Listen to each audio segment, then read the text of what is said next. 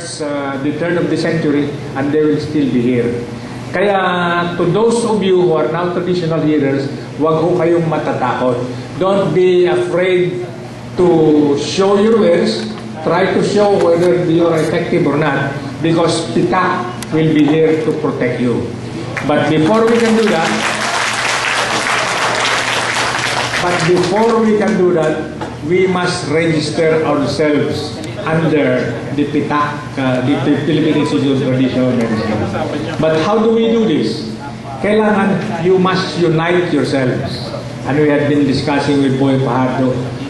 How do you define a healer? Ano bang ibig sabihin ng hilot? Hilot is the I'm doing Taglish for the benefit of our Malaysian friends here and our foreign friends. How do you define hilot? Sino ba yung hilot? Sabi ko, yung hilot, mayroong hilot, yung mga sa Ilocos, ang tawag namin sa hilot, yung mga nagpapanak, hilot. Yung nagmamasahe, hilot. Yung nag-ano ng mga bali-bali, hilot. Yung mga, pati yung mga espiritista, hilot lahat yan. Ano ngayon ang tama? So, we are trying to define this, but I think we will have a difficulty. And thanks to Boy, he was saying that we come up with a general definition of a traditional healer as just a healer.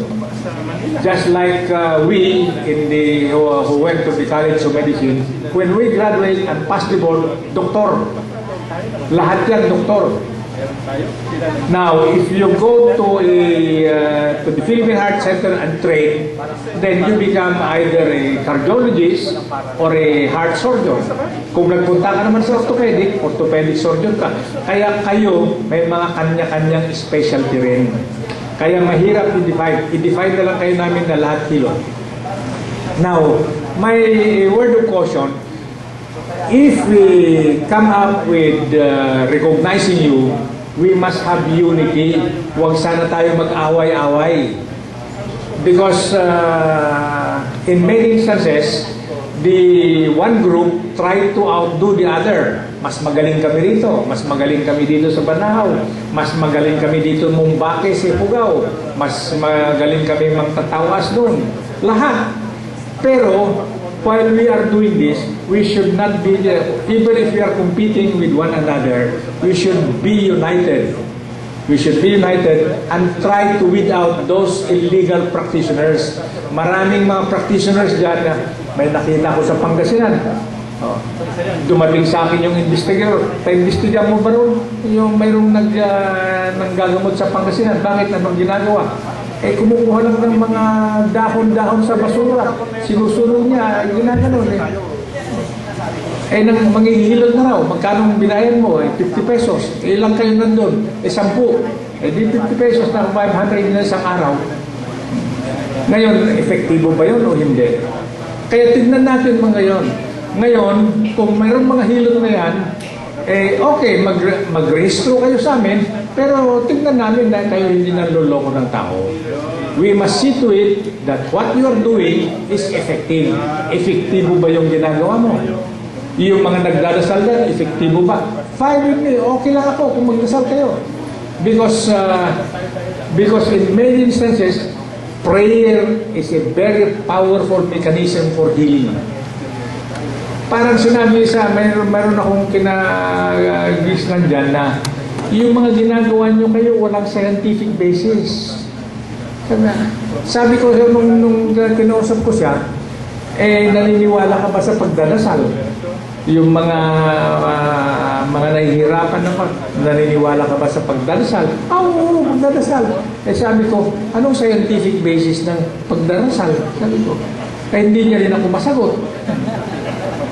Because we in the mainstream medical profession always ask for scientific basis.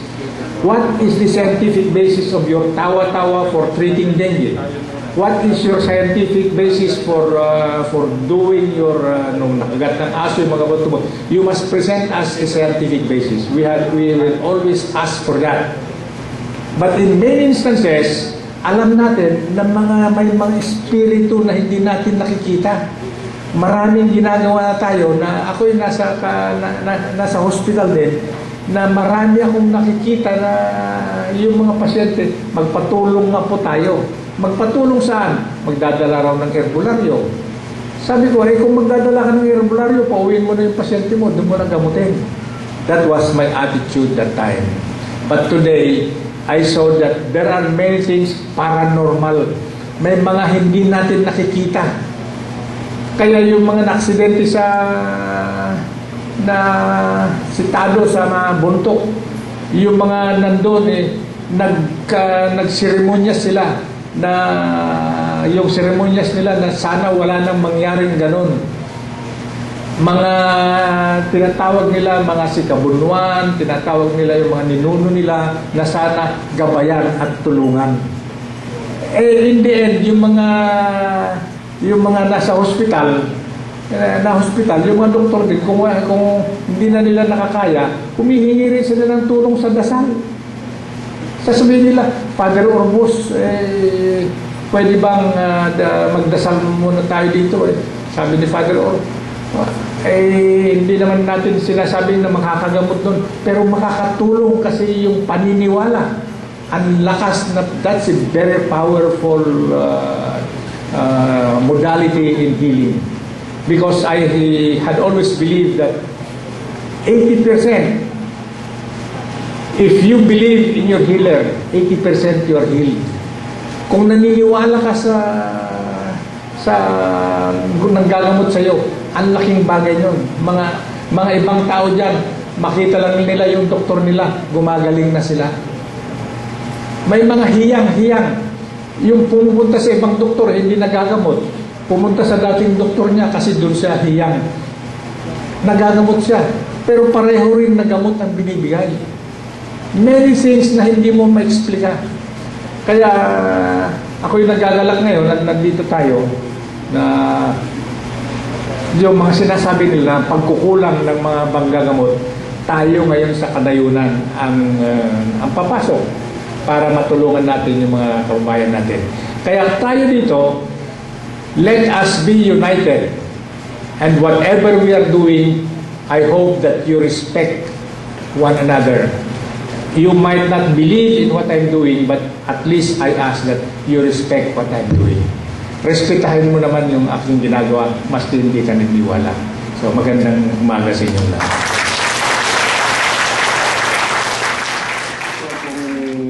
Tanong kay Direktor, kasi po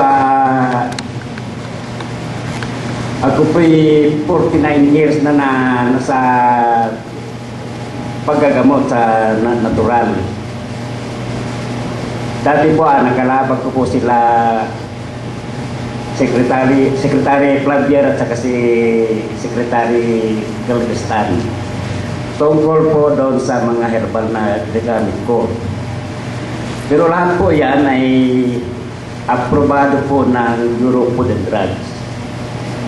Ngayon, ang itatanong ko po kay Director, bilang dating isang membro po ng Alternative Medicine na pinamunuan po ni Jose Pobaldo, yung ginagawa ko po na paggagamot tungkol sa herbal at saka sa nabanggit po ninyo kanina na yung tungkol sa spiritual po, kasi po dati-dati malaking problema po ng isang eskwelahan sa Cebu dahil po sa mga kanilang mga estudyante po na lagi pong nangingisay. Pinuntahan po yun ng mga doktor po doon sa Cebu, pero wala po silang nagawa. Ako po ang nagturo doon sa kanilang principal para kausapin namin yung mga hindi natin nakikita doon sa puno ng kahoy. At nung nakausap ko po sila, kinakailangan po nila ng disenteng paglagyan sa kanila. At kinakailangan din po nila ng pagkain kasi po nagugutom na daw sila. Kaya nagpabili po ako noon ng native na baboy. Ipinadugo doon sa puno ng kahoy na yan na laging doon nanginginig yung mga estudyante. Yun po ang ginamit namin na pinambayad.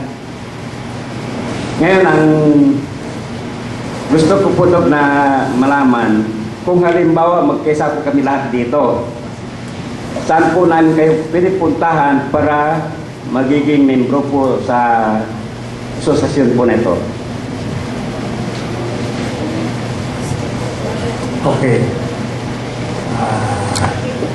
Yung mga unahin ko muna bago ko sagutin yung muli.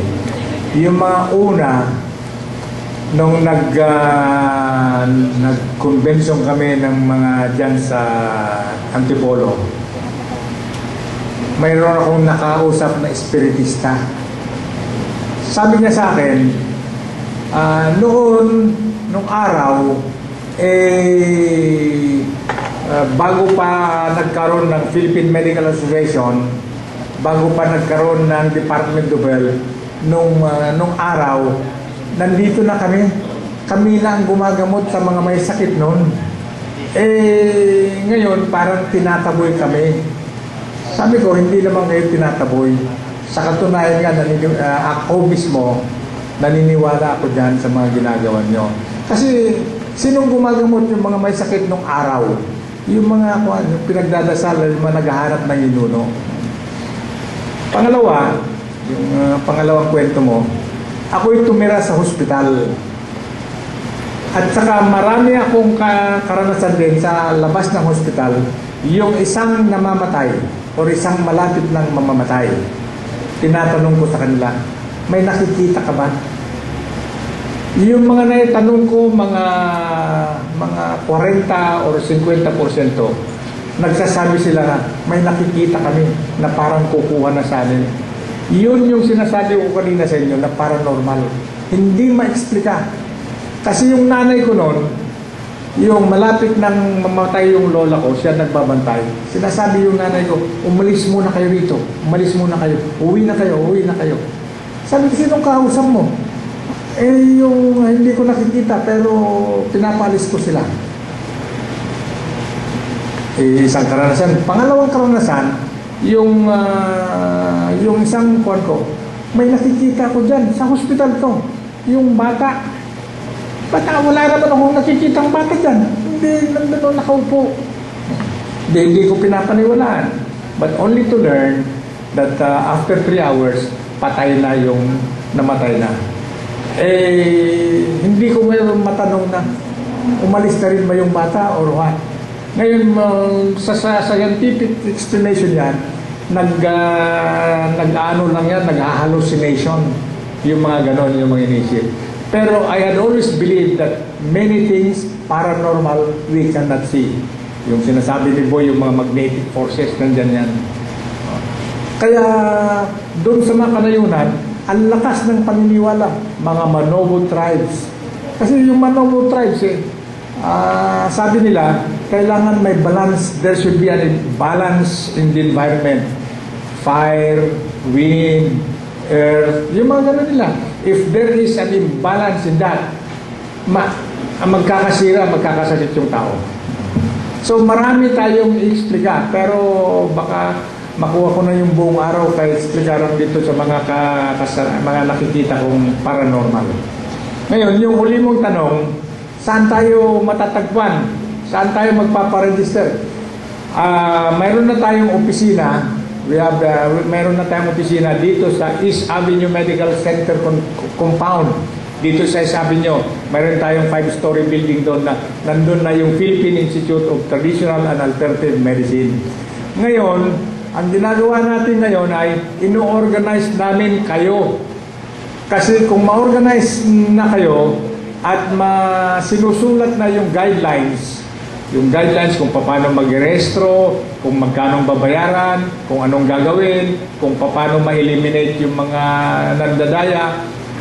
We are now trying to write the guidelines. Pag naisulat tong guidelines na ito, dadalhin natin sa UP Law Center. Pag-aralan nila kung constitutional, unconstitutional, alam niyo naman yan, kailangan pag-aralan yan. Ngayon, pag lumabas na sa Philippine Institute of sa UP Law Center yan, pwede na natin pwede na kayong mag-register. Kaya mayroon ng kayong kanya-kanyang asosasyon na siguro. Iba yung asosasyon yung mga manghihilot, ibang asosasyon yung mga espiritista. Bahala na kayo dyan. Pero lahat yan, may susulat doon at mare-register na kayo.